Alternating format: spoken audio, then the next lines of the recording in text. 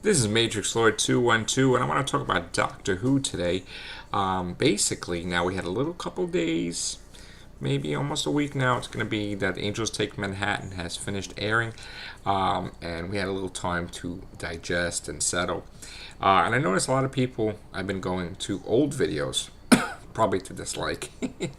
No, but basically, overall, when you really think about the episodes of Angels Take Manhattan, I really do love the episode.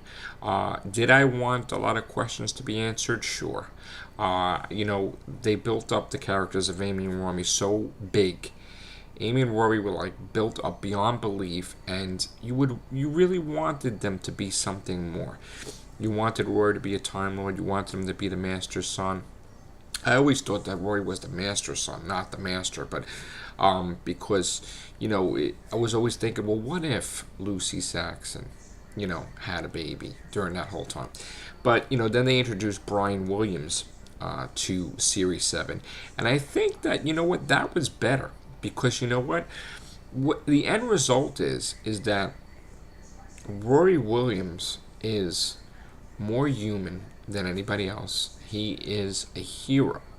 And basically, he sacrificed, the highest sacrifice known to man he would do for the love of his woman, for Amy Pond. And he would wait 2,000 years. He would just live on beyond dying in an auton body. I mean, he really died so many times that it did become a joke. I mean, even the silence said Rory Williams die one more time. I mean, overall, I'm very, very satisfied with what Stephen Moffat did with the character of Rory Williams.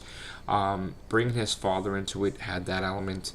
The only thing now is are they ever going to show the doctor visit Brian Williams to give the news? Because, I mean, to not do it, that would be kind of, it's like off camera. I would have wanted to see something. So, and the thing is, too, that River does go see Amy and Rory with the Vortex Manipulator. And I guess she can because, like she says, it's like riding a bicycle through a storm rather than hit the TARDIS is like a plane.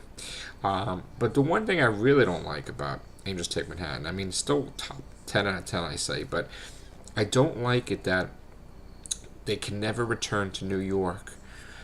They can never travel through time in New York, I guess, because of the time distortions. Now, he did return to New York after they said that because he wanted to get the last page. But I just don't understand that. I mean, if basically the reality was erased, then why would there be time distortions everywhere? That doesn't make any sense to me.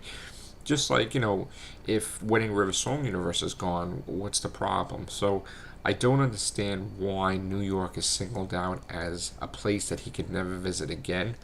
I really do hope they do return to New York, but I guess they just said that so that way he wouldn't go after Amy and Rory. I don't know. And you know what? He even said, the doctor said it himself. He says, come back in the TARDIS. He's like, we'll figure out something. There's got to be something. There'll be a way. I'll figure out a way out of this. Just imagine if she would have went back in the TARDIS. Maybe he would have figured out something. Because with the pressure on, he knows that Amy's going to be unhappy for the rest of her life. So I'm almost sure the doctor would have come up with a game plan to basically save Rory. But she decided to be touched by an angel. But the thing I don't understand is why leave the angel there? You know what I'm saying? Why leave the angel there to keep touching people and sending them back in time? I mean, isn't it his duty, defender of the earth, protector of the earth, to take care of that angel and just not leave it there? So that's a problem.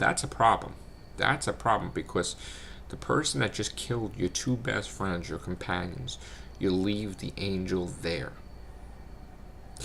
And if you really think about it, that is a big, big plot hole. Because how could you? Unless, of course, he would return later. But you just said that you can't return to New York.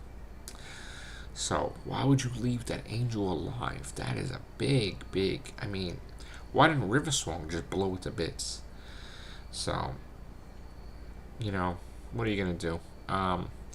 But after that ending, you can never have Amy and Rory come back ever because it would ruin it. Just like, for a while I did want to see Madame de Pompadour return, Renette Croissant, and to bring her back would have ruined Girl in the Fireplace ending. So, you're not gonna mess with a masterpiece, really. So, I just it would have been nice to clear up some things. It would have been nice to have the mystery of Madame Corvarian and the silence wrapped up with the ponds. But I think that it's going to be wrapped up without even River there too, which would really stink because I would think River Song needs to be there for that. I really would hope that she would be. So we got the silence, we got the larger TARDIS that they were piloting, we got Madame Corvarian, which why does she hate the Doctor so much? We got the church, we got the headless monks, we got Dorian, we got the fields of Trenzalore, the Fall of the 11th, and the question that should never be answered, which the question will be asked by River Song, and he will answer it with, my name is blah blah blah, here's a sonic screwdriver, go to the library, take care. So that's that. What else did I like about the episode? Well, it was amazing how they were really making River Song like older. You know what I'm saying? I mean, she always appeared so young, and she's gorgeous, Alex Kingston, but they were making her like mature, like just more older, and she was she didn't want the Doctor to see her getting older, just like Amy had problems with her vision. She didn't want the Doctor to see her like that, and Rory just looked normal. But I just hope with the new season, well, it's not a new season, part 2, series 7, I just hope Jenna Louise Coleman kicks butt because I want to see her fighting Daleks. I really want to see her fighting Daleks now because she was a Dalek. So I mean, if she's the same character, I want to see her wipe them out. But one thing I really want to see is, I know that the Weeping Angels are going to return. I don't know when, but Stephen Moffat said they are going to return. So I do want to see the first thing that comes to Matt Smith's head when he sees them, the facial reaction, the body language. I want to see if he absolutely destroys the Weeping Angels. I want to see if he becomes so dark that they actually just like trying to escape. Okay? For once, instead of like running towards you, they'll be running away. I want to see the Doctor flip out. Because if you think about it, when Adric died, that was building, okay? And even though he regenerated like 2 times after, in the end, he never forgot that Adric died at the hands of the Cybermen.